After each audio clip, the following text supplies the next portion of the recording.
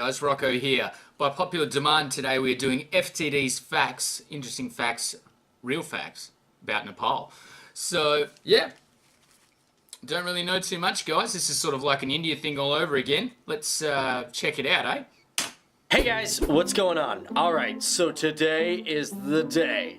Yeah, I know, all you FTD Facts followers out there, you've been requesting it. You guys have been going insane in the comments section asking for us to finally do a video on Nepal! Now here on FTD Facts, okay, alright, first of all, we take requests from all you guys out there in the real world, so be sure to let us know what videos you want to see, what countries, what questions you guys have. We'll get answering them for you guys in future videos, and we'll give you guys shout-outs. But also, before I get in the video, I want to know from you guys, it has nothing to do with countries, but I want to know, what is your favorite type of food? What is your Okay, favorite type of food? Pizza. Oh my god, pizza. I don't know what it is, guys. I just love pizza. I make my own. If I could be stranded and eat just one food on a desert island, that's it. Pizza, 100%.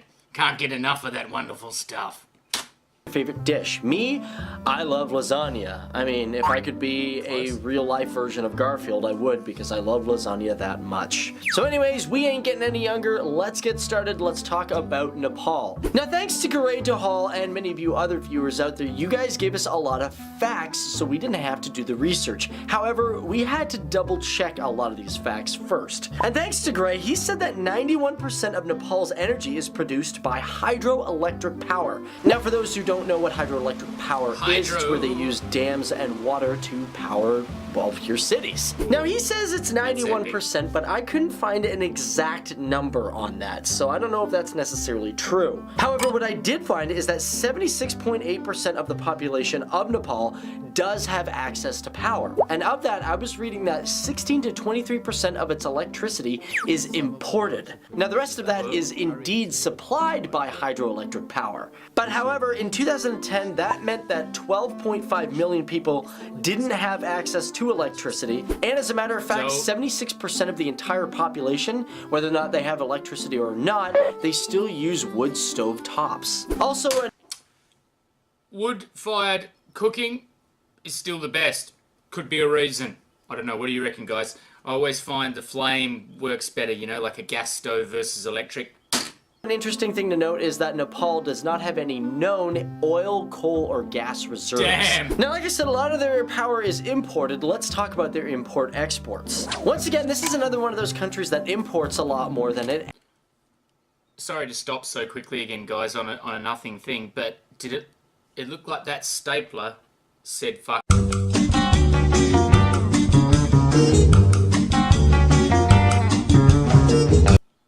Have to go back, guys.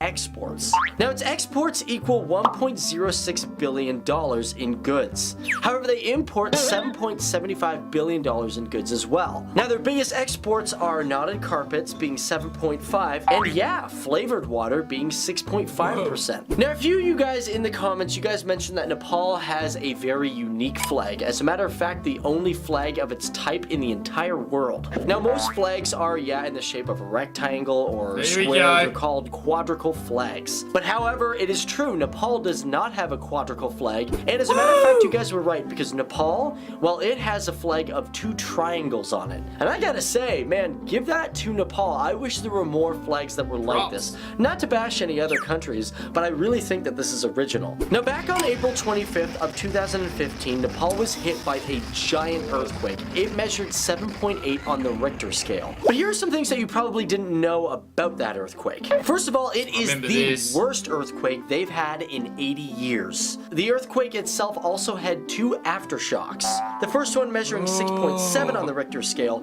and the 7 being 7.3. This earthquake affected 8... Let's just talk about 8 million people. Whoa, let's just talk about those kids trying to get out of the pool. That was terrifying, that footage. I've seen that before on, like, When Good Times Go Bad, or whatever one of those clips are. Whew, it's terrifying. Like, you always... Let's get serious. You always think to yourself, like, oh yeah, I'd be hard in an earthquake. You know, I'd just run. I don't know, what are these guys doing? You just don't know, man. You get stuck in a swimming pool, and you're a good swimmer. You can't get out, but because the waves just smashing against you, and you're just like, oh, I thought I was gonna be a sick bastard, and I thought I'd be like, like The Rock, and just saving everyone in San Andreas. Not so, guys. You get a feel for anyone stuck in this situation. It's hardcore, man. All right, let's go again. 8 million people were affected. That's massive. I remember seeing was it their sort of shrine that fell down? I remember the really old temple. That's devastating, man. Million people, with over 8,700 people being lost and 22,000 people being injured. And that was a really sad and unfortunate time for Nepal. And now enough with the bad stuff, let's talk about something really good about Nepal. It is the oldest country in South Asia. Yeah, I know, crazy, right? But Nepal was founded in 1768, and this bloody country doesn't even have an Independence Day because it was never conquered by anybody. No oil. Now keep in mind, in 1923, Britain declared its independence, but this is because the whole country was ruled by the Rana family, and they pretty much supported the Prime Minister. Nepal is also the first country to have the highest renewable water resources. That's right, Russia comes second, the United States and Canada come third and fourth. Now this is according to a study done in 2011, where it stated that Nepal has over 210 cubic kilometers of renewable water. I guess that's why we get a lot of flavored water from that country. Guys, if you think Nepal is already a pretty fascinating place, hit that like button, because I'm pretty fascinated by it already. Oh yeah, and what am I talking about? Man, we always like to talk about the population of countries, and I feel like I've totally forgot that in this video. Nepal has over 27.8 million people. Now keep in mind, Nepal only has a landmass of 147,000 kilometers square. And also, that study was done in 2013, so there's probably a lot more people nowadays. Now here's another thing, when we think of Nepal, you guys probably think of this guy. You know who I'm talking about? Buddha. The guy that kind of reminds me of the Pillsbury Doughboy. You know what I'm saying? You just want to poke his belly and hope he goes, Listen guys, I'm not being anti-religious. You got a belly that big, you just want to poke it. Hopefully there's no lint in there, because that would be just disgusting. But when it comes to Buddha and the religion of Buddhism, some people may think that it formed in different countries. However, Lord Buddha was born around 623 BC. And they say that the Lumbini temple is not only kind of the area where he was born, but it's also the first Buddhist temple. As a matter of fact, this temple is so recognized as the birthplace of the Buddhist religion that it is under the protection of the UNESCO, which is a World Heritage Organization. Now let's talk about the tallest mountain in the entire world. And that tall mountain is known as Sagarmatha, which currently stands over 29,000 feet above sea level. Now wait a minute, I get it. Some of you guys could be like, Dave, no, you're wrong. You're wrong, Sagarmatha's not the tallest. It's Everest, man. Don't you know? Just common sense? Well, believe it or not, Mount Everest is also called Sagarmatha. Bang. Gotcha. And you know what? Considering we're talking about Everest, let's talk about Everest and who climbed it. Now, many people have climbed it. They've tried to climb it. Many people have died in an attempt to climb it as well. As a matter of fact, they say about 280 people have died so far, at least in collected human history, while attempting to climb the mountain. Like it's on a silly movie scene.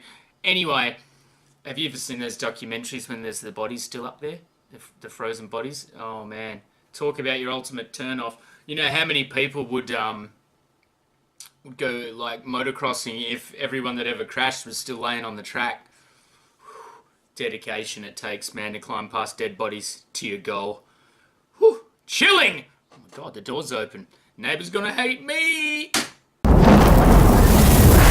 Now, the idea for climbing the mountain came from Clinton Thomas Dent, who was president of the Alpine Club. In his 1885 book, Above the Snow, he stated that, yeah, it's most likely possible to climb that mountain and reach the top. Now, after that, there were tons of attempts. As a matter of fact, the northern approach was first discovered by Gregory Mallory and Guy Bullock. Now, this was during a British expedition in 1921, and they only made it to 22,982 feet.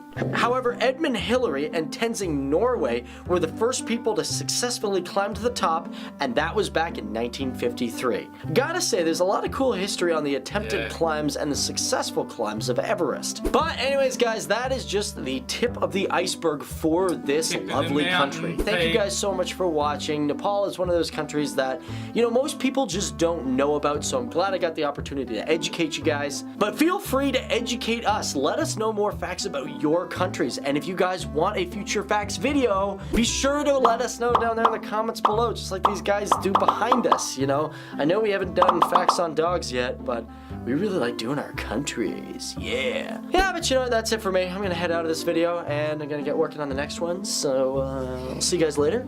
Cool? Is that cool? Cool, We'll Dave. see each It's other cool. later? Yeah, alright. Well, you guys have a good day till then, okay? Or good night whenever you're watching this movie. Okay, bye! Morning. North Korea. Oh, I can see this one coming up next. I'm actually going to do that one for myself because I want to watch it. And I might as well film it because, you know, we're in that type of a game here. Well, that was cool. Nepal. Always cool to learn things. Now, of course, yeah, when you think Nepal, you think Everest. That's about it. That's sort of where where it goes. Yeah, Everest and Buddha. Apart from that, it's like quite a nice place. I'd like to see a bit more of the countryside, you know, the countries where most people, well, not the country, but the landscapes where most people are at. Maybe it is just all frozen tundra and mountains. It says 7 mountains was in the fella's comment at the start, so very mountainous region of mountains. Anyway, guys, thanks for requesting Nepal. If you've got any other places around the world that Sergeant Rocco needs to check out, of course, like 10 facts on Australia, not only I'm in the video, but yeah, it's like cringeworthy, I don't want to watch it. But I sort of know a bit about Australia already. But if there's any other things you want us to check out, hit me down below in the comments, leave a like on this video, and let's get rid of YouTube's adpocalypse. Alright guys, thank you for joining me. I'll see you very soon for the next one. I kind of like these new surroundings. What do you reckon, guys? Let us know as well in the comments if you made it this far through the video. Yeah, I think, God, there's a spider on the wall there now. You see that?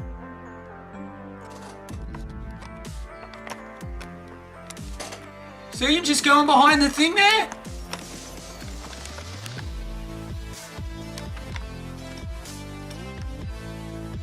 Bastard!